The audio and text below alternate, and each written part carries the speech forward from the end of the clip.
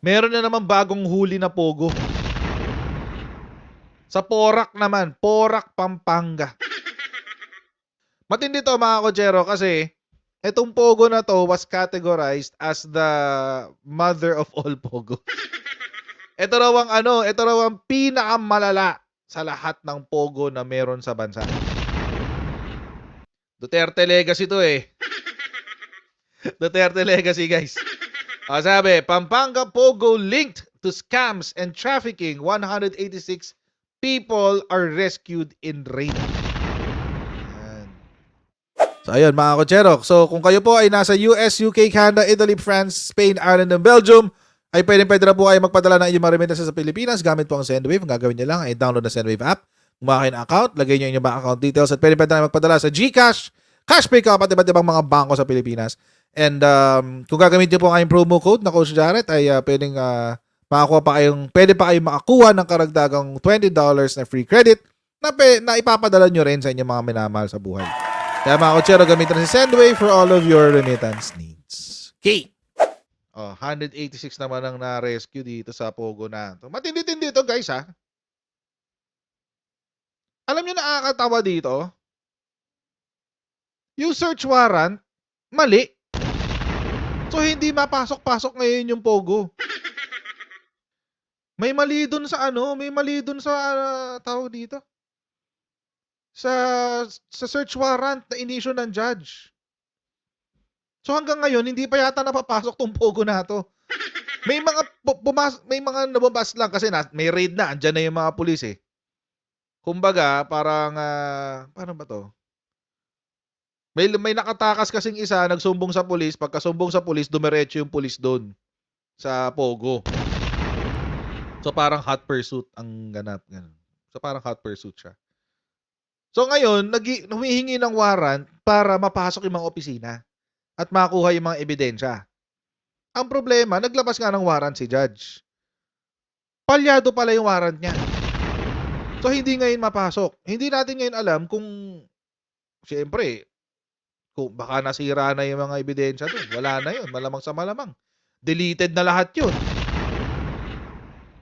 So, a total of 186 foreign and Filipino workers were rescued on Wednesday from another sprawling Philippine offshore gaming operator or POGO complex, where authorities conducted a raid following reports it was being used for human trafficking, with some of the foreign employees allegedly tortured or sold for happy ending.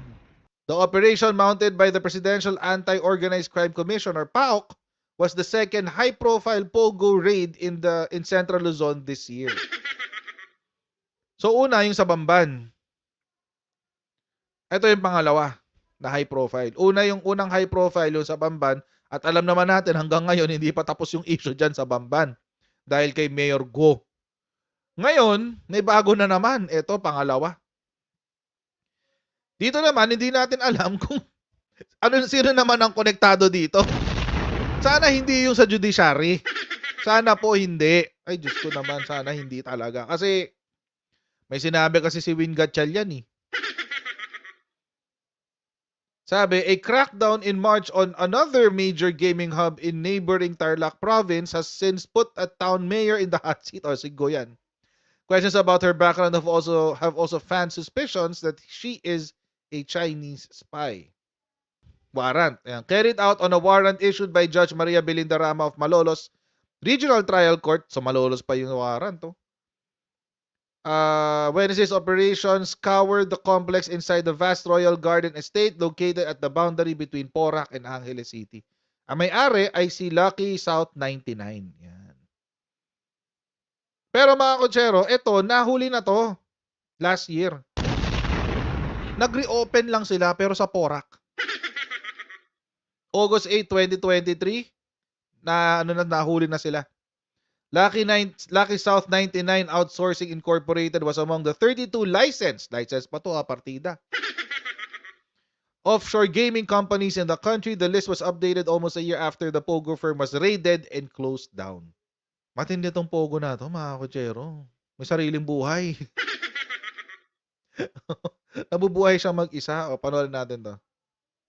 Magandang hapon, Ryan. Nakapasok na ba o napasok na ba ng mga otoridad yung Pogo Hub dyan? Yun sa ngayon ay hindi pa napapasok ng mga Yun, otoridad yung Pogo Hub sa Porac, Pampanga dahil nga wala pa silang search warrant at hindi pa lumalabas yung panibagong search warrant na kanilang in-apply.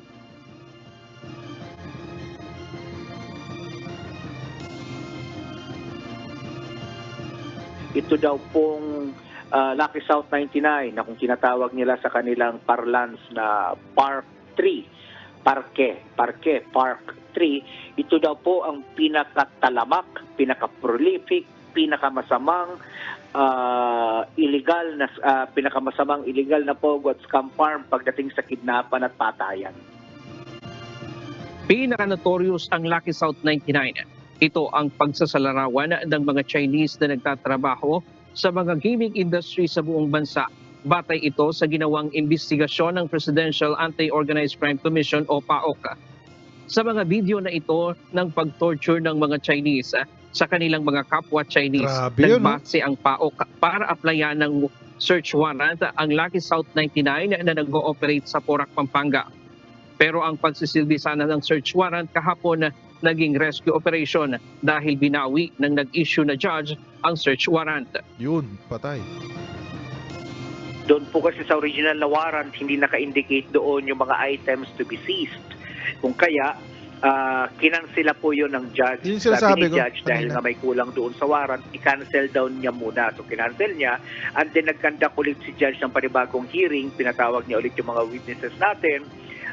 Unfortunately, yung hapon ng June 5, yung the same honorable judge na nag-grant po sa atin ng unang search warrant, kanya na pong kinansela at dininay na po niya yung application namin for search warrant. Kaya't hindi na Ba't ano kaya nangyari, no? Ba't kaya kinancel bigla yung search warrant? Ang weird. Medyo weird yun. No? Bihira yung ganun eh. Ano kaya yung nakita niya? pinasok ng mga otoridad ang compound at inantay na lamang ang mga biktima na lumabas. Bantay sarado pa rin ng mga otoridad ang compound habang gulpe, inaantay ang panibagong search Yeesh. warrant na kanilang in-apply laban sa Lucky South 99.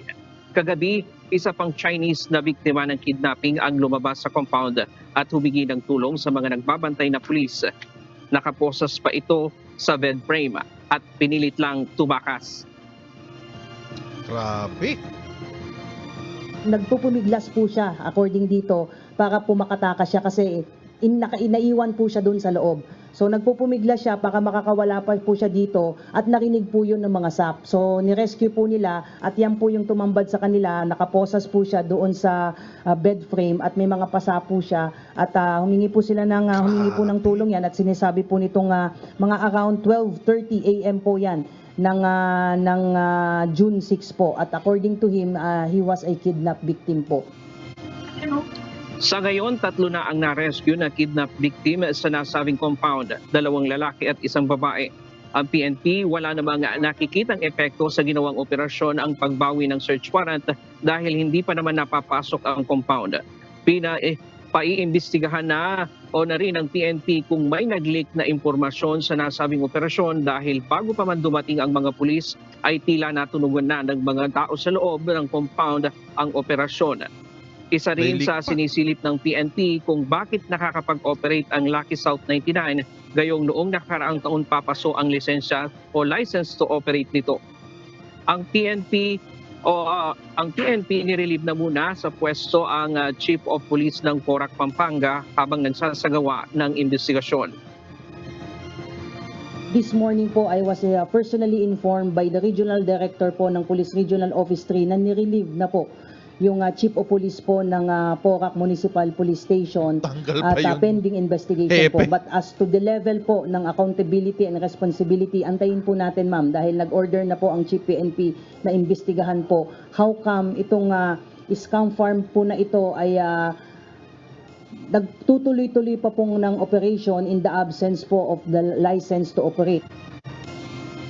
Mayroon ding nakuha na impormasyon ang mga otoridad na kasalukuyan nilang iniimbestigahan ang kaugnayan sa Lucky South 99 dahil isa umano sa incorporator nitong Lucky South 99 ay konektado sa Zunyu One Technology Anak sa ng Bamban, tibak, no? Tarlac. So yung isa pala sa nag-incorporator nito, ibig sabihin isa sa mga founders or isa sa mga bumuo ng korporasyon na to, kasama doon sa Bamban. Hayop. Galing-galing naman ni Digonggong. Galing-galing ni Digonggong. Buisit ka. Dapat hindi na naging presidente to si Digong eh. Budol is real. Budol is real, guys. Budol. Si Digong ang mambubudol talaga. Dakilang mambubudol. May nakuha pong may mga na-recover po doon na mga evidence po na mga pwedeng magsabi na itong mga incorporators po ng Lucky South ay kasama po doon sa illegal activities po doon sa Baufo compound po.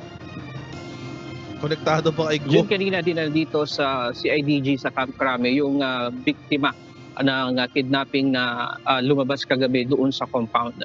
Diyan muna ang latest mula dito sa Camp Crame. Balik sa iyo, June.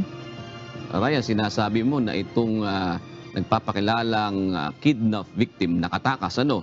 Ibig ba sabihin yung mga kidnapper ay nasa loob pa noong Pogo Hub na yon? June, sa ngayon hindi pa natin matukoy kung nasa loob pa, marami pang tao sa loob o nakasama din doon sa mga na-rescue kahapon dahil mayroong 157 bukod doon sa 3 na kidnap victim o nagpakilalang kidnap victim.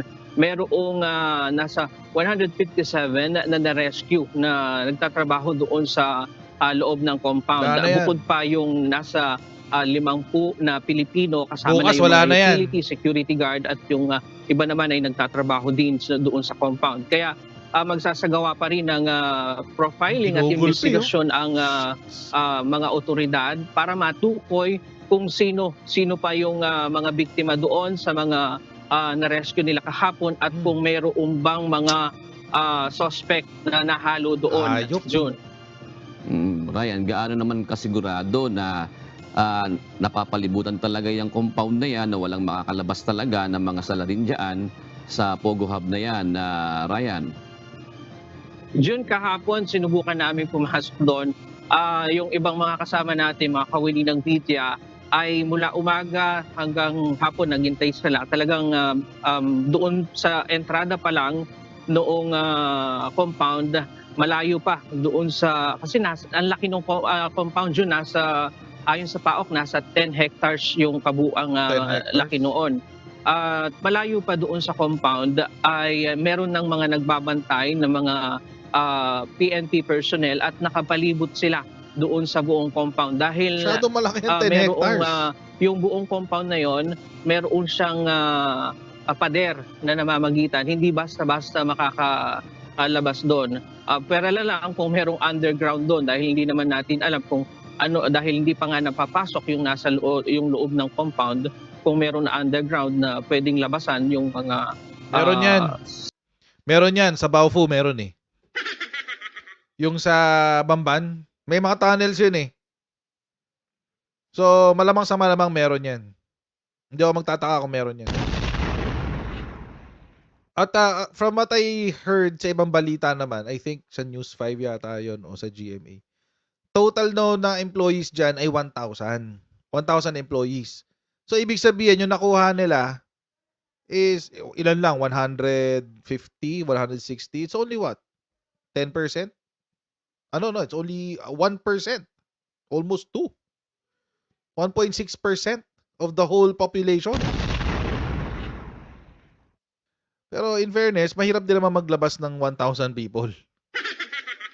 Baka yung mga incorporators ang tumakas. Baka sila na yung wala. Pero yung mga tao, malamang nandyan pa, gagawin silang human shield. sala rin doon. Yun nga, doon nga ako pupunta, Ryan. Baka kasi naman, kung may impormasyon ba sila, may mga tunnel yan sa loob. Pero Ryan, yung bang compound na yan ay inuupahan o mismong pag-aari ng Pogo Hub operator na yan? Itong compound na ito ay inuupahan lamang at medyo masalimuot yung kwento doon sa pag-uupa doon dahil may agawan doon sa lupa, doon sa mismong compound. Ngayon, pinaupa yon dito sa incorporator nitong Lucky South 99, June. Alright. Patuloy tayong makikipag-balitaan, Ryan, hinggil sa issue na yan. Ryan, Lacanlale live mula sa Camp 16% pala, may nag-comment 16%. Bakit? Taga wait. Tama, 1,110%. Tama. 16%. Tanggal pati hepe. Kasi bakit nga naman nakapag-operate ka pa? Tanggal siya, oh. Porac Police Chief relieved following Pogo Hub raid. Oh, tindi. The Pogo Hub was reportedly involved in various criminal activities that include human trafficking, sex trafficking, torture, kidnapping, and scamming. A total of 158 foreign nationals, mostly Chinese, were rescued during the operation. Rescued, quote-unquote. Hindi natin alam, baka kasama dyan yung mga incorporators, di ba? Malas nung may-ari ng lupa. Madadamay siya dyan. Nagpa-OPA lang daw siya eh. So, syempre, pag nalaman kung kanino nakatitulo yan, number 1, masyadong malaki. 10 hectares yung pag-aari niya. Well, alam naman natin sa probinsya. But anyway, tanggal pati, kawawa naman yung police chief ng Porac, di ba? Tanggal siya bigla. Eh, kasalanan din naman yan, wala siyang ginawa eh. Lugar niya yan eh. Ang ano pa, mga kotsero, inuusig ngayon si Presidente na i-declare na national security threat ang mga Pogo. Yun ang sinabi kahapon ng ano. Nag-hearing kasi kahapon sa Senate. At yun ang ano, nire-request ng mga senador sa National Security Council. Na i-declare na national security threat ang mga Pogo. I think hindi siya papasok as national security threat. Unless merong connect na itong mga Pogos na to are contributing to hindi yung social cost, iba pa yung social cost eh. Yung mga insidente ng hacking, insidente ng espionage, etc. Yun pwede. Kung may mga ganon. So kung let's say yung mga empleyado ng Pogo ginagamit para kumuha ng impormasyon sa gobyerno para malaman kung paano ibagsak yung gobyerno yung estado ng Pilipinas. Pasok siya as national security threat. Pwede 'yon. But kung walang ganon, good luck. Walang mangyayari. Ganun lang kasimple 'yon. Kasi mga kotsero, iba kasi yung pag-uusapan mo yung peace and order sa national security. Or iba kasi yung peace and order. Although peace and order contributes to national security, but it's not the other way around. Diba? Peace and order, makakatulong siya para magkaroon ng national security. Pero it doesn't necessarily mean na national security is necessary para magkaroon ng peace and order. No, it's not. I think this is an issue of peace and order. So, malabong ma-declare ito na national security threat. Pwede siyang i-ban. Generally. Pogo ban. Not for anything else, but because of the social cost. Ibig sabihin, kahit nagpapasok siya ng pera, sira naman yung bansa mo dahil dyan, malabo pa rin. Malabo pa rin. Parang hindi siya dapat nandyan. Lang yan. Si Cambodia nga, tinanggal yan eh. Mas mahirap pa sa atin si Cambodia, pero si Cambodia, tinanggal yan eh. Diba? Iba na lang. Pero for it to be declared as a national security threat, medyo malayo masyado yung reach. Parang malabong mangyari. Oo. Masyadong malabo. Kung national security threat, ha? Pero kung banning, total ban of Pogos because of the social cost and the crimes that are coming in the Philippines because of Pogos, ayun pwede. Pwede yun. Pwede yun. Ito nga yung interview kahapon ng taga-PAOK. Ayan, bantado ba sa national security ang Pogo? Sabi niya. Ang tanong. Hindi naman po may tatatwa na kung ano ang malaking problemang idinudulot nitong mga Pogo na ito. There are so many associated organized crimes when we talk about Pogo. We talk about gun trafficking, we talk of human trafficking, we talk of gun running, we talk about just about any type of transnational organized crime. So it is for that reason that our Executive Secretary, the Chairman of PAO, Executive Secretary Lucas P. Bersamin, has been very adamant in mandating the Secretariat of PAO to always be on the lookout for possible violations committed by these illegal Pogo hubs. No, I don't call them Pogo hubs anymore. They're scam farms. Yeah. They're Scam scam hubs. So there are many underlying threats, national security Hindi na raw siya Pogo Farm. Hindi na siya Pogo Hub pala. Scam Farms na raw siya. O, doon pa lang sa pangalan, napaka-illegal na. Dami nilang illegal activities eh. Anyway. national security threats therein. So yun na. So ibig sabihin, nasabi yun yung pangalan ni E.S. Bersamin eh. So since yung NSC yung lalapit daw sa Pangulo para i-push yan, susuportahan ba ni E.S. Bersamin yung move for it to be declared a national security threat? Tingin nyo, Dr. I Wilson? would not be privy as Okay. to what is running in the mind of the executive secretary at this point. Pero in his policy directives to the secretariat, kaming mga nasa secretariat ng PAOK, lagi po niyang sinasabi sa amin na kapag yung Pogo ay illegal, kapag yung Pogo ay may ginagawang mga krimen, huwag kami mag-atubili na ikonsulta sa iba pa mga law enforcement agencies para ito ay ipasara. At hindi naman po kami nagkulang doon. Kung kaya basing on the directive of the executive secretary, I would imagine that he has I am pretty sure that he has zero tolerance for illegal Pogo. Now, as to what his recommendation to the president would be, I wouldn't know at this point po. Okay. Sir, bakit po sir ay meron pa rin talaga tayong Pogo dito? Discontinue na nga sa China, discontinue na nga sa Cambodia, pero sa atin meron pa rin. Yun nga eh. Bakit nga ba? There are many policy considerations and economic considerations and social considerations therein. So, tandaan po natin na ang dating administrasyon ay pinayagan pumasok at magkaroon ng influx ng mga online gaming hubs Yun na sa nga. Pilipinas. It has created multiple industries, so to speak, upon which so many Filipinos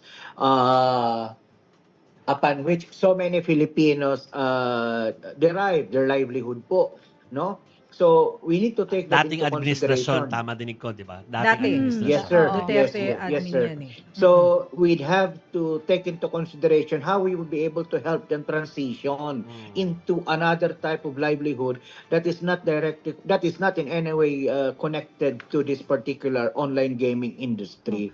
So yan po ang tinitinan po ng ating kasulukuyang administrasyon po lagi, ang mga madidislocate, magiging dislocated economically na mga workers dito sa ating Pogo. And when we talk of dislocated workers, we're actually talking of Filipinos po. Kasi malaking bahagi po nitong ating mga online gaming hubs employ Filipino workers. Hindi. Sorry ha. Sorry. May mga employees, oo. Pero majority of the employees ng Pogo are Chinese. Majority ho yan, if not 80 to 90%. Konti lang ang Filipinos, kung tutuusin. Ang Filipinos na nasa Pogo, usually nasa HR lang. Oo. Alam ko yan kasi may dalawa akong naging kliyente before na Pogo. Nung kasagsagan pa ng Duterte. Wala pang pandemic nun eh. So may naging kliyente ako na Pogo. And habang kausap ko si HR, isa sa mga natuklasan ko is mga good 90% of the employees there sa mga Pogos are Chinese. Chinese talaga. 90%, 80 to 90%. 10% or the 20% mga kutsero ay mga Filipinos. Ano naman sila? Ang role nila, mga rank and file. Mga tao dito. Usually sa HR pa nga eh. Compensation and benefits, human resources, yun, labor relations, etc. etc. Ganun lang yung roles ng mga Filipinos diyan. Bihira ang empleyado na Filipino. I mean, lalo sa management. Wala kayong makukuhang wala kayong makikitang manager sa Pogo na Pilipino. Maliban sa HR. Maliban sa HR tsaka sa legal siguro. Doon lang. Otherwise, wala. Puro Chinese yan. Operations, puro Chinese yan. Wala kayo ibang makukuha dyan na Pilipino. So, I would understand yung sinasabi ni Dr. Winston Casio na may mga empleyado na Pilipino dyan. But, it's minimal. Mas minimal yun. So, kung ikukumpara mo sa social cost versus the employment na pwedeng mawala sa mga Filipinos. Lalo naman kung maayos naman yung tawag dito, social security ng mga tao na to. Kaya nila yan. Or kung mahanapan nyo sila ng ibang trabaho, madaling bagay na yun. Kaysa naman, di ba? Kaysa naman nagiging pugad ng mga Chinese criminals ang Pilipinas. Diyos ko naman. Naiintindihan ko rin yung care na gusto nyong ibigay sa mga kapwa natin, kababayan natin, no? Naiintindihan ko 'yan. Pero sana kung matutulungan naman natin sila makalipat at makapaghanap ng ibang trabaho, tulungan na lang natin. Sara na yung Pogo. Sara na yung Pogo. Kasi nga minimal lang ang Pilipino diyan. Sobrang konti lang ng Pilipino. Sobrang konti. Swerte na siguro yung Pogo kung meron siyang, or yung mga Pilipino, swerte na yung mga Pilipino kung meron mga 25 to 30% na employment ang Pilipino diyan sa mga Pogo. Wala talaga. Hindi aabot. Conservative ko 10% conservative. Although yung last na sinabi ni PBBM ito yung nasa sinabi niya diyan. January pa to 2022. Gusto ron niya ng magandang dahilan para i-ban ang Pogos. During this time, wala pa yung Baofu, wala pa tong si Lucky 99. Wala pa nun eh. So siguro, during this time, medyo optimistic pa si PBBM. No? Medyo maganda pa ang pananaw niya pagdating sa Pogo. Kaya naghahanap siya ng good reason. Sabi niya, President Marcos wants a good reason to ban Philippine offshore gaming operators, citing the need to examine if their operations are beneficial to the Philippines. So, yan. Kasi, bakit ganon? Bakit may ganitong mindset si PBBM? Kasi, para sa kanya, mga kotsero, ang problema daw nasa mga illegal. Well, lahat naman ng bagay na illegal, problema talaga yan. So, ang problema para sa kanya kasi, ang mindset ni PBBM, problemahin natin yung illegal. Kasi, kung legal naman yung Pogo, di nagpapasok ng pera yan sa Pilipinas. Kung legal ang Pogo. Bakit? Kasi, may pinirmahan si Digong na batas sa pagtatax ng Pogo. Legacy niya yan eh. Pero mga kotsero, may problema. May problema dyan sa taxing ng Pogos. Pumirma siya ng batas that will tax. Bubuwisan ang Pogo. Pero, walang batas na pinirmahan, walang batas na isinulat, walang batas na pinirmahan kung paano i-regulate ang Pogo. Kung paano i-regulate. Walang ganun. Umaasa lang tayo na ginagawa ni Pagcor yung trabaho niya. Ba't may ganito kung ginagawa ni Pagcor yung trabaho niya? Tinax nyo nga. Oo, pero hindi naman kayo nagpasa ng batas kung paano i-regulate yung mga yan. So, paano? Paano i-regulate yan? Wala. See? Yun yung katangahan ni Digong dyan. Oh, naturing ang abogado daw to eh. Oh, sige. Diba? Duterte is a lawyer. He's very precise. Oo. O nakalimutan nyo ang precision dito? Bakit? Nautak, nautakan daw tayo, sabi ni Ricky. Oh, hindi ba na hindi na gamit ni Digong dito ang kanyang pagiging legal expertise. Oh. Hindi niya nagamit. Walang ganon. Oh, binawi eh. Ano sabi niya? Kailangan daw niya kasing pera. Why did I allow gambling? Because we don't have money. Money. The most sensible thing is really just encourage those activities, though it may sound not really repulsive but may be repugnant to some. Gano? Lesser evil daw. Ay, naka.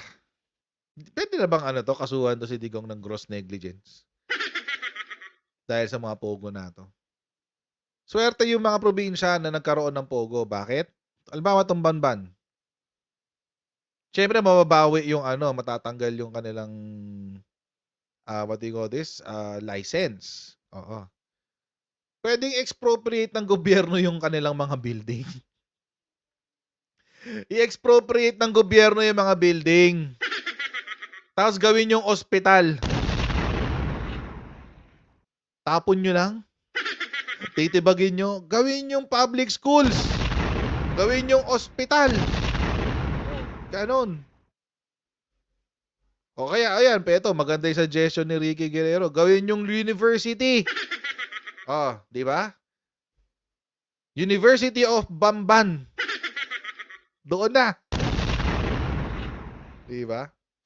Gawin ng tenement. Pwede rin. Bahala kayo. Basta gawin yung for public good. Bilyar, pasok. Ayan. So mga kotsero, ganito lang po muna tayo muli sa ating live stream. Ayan. Please don't forget to like, share, and subscribe. And I'll see all of you in our next Coach Jared Live. God bless everyone. See you tomorrow. Bye.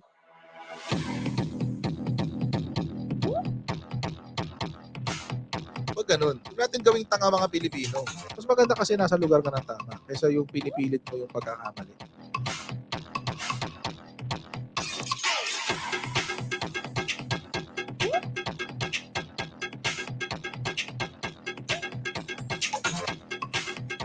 Are they willing to go that far? Hindi nakakalimutan ng Pilipino yan hanggat di nasasagot yan.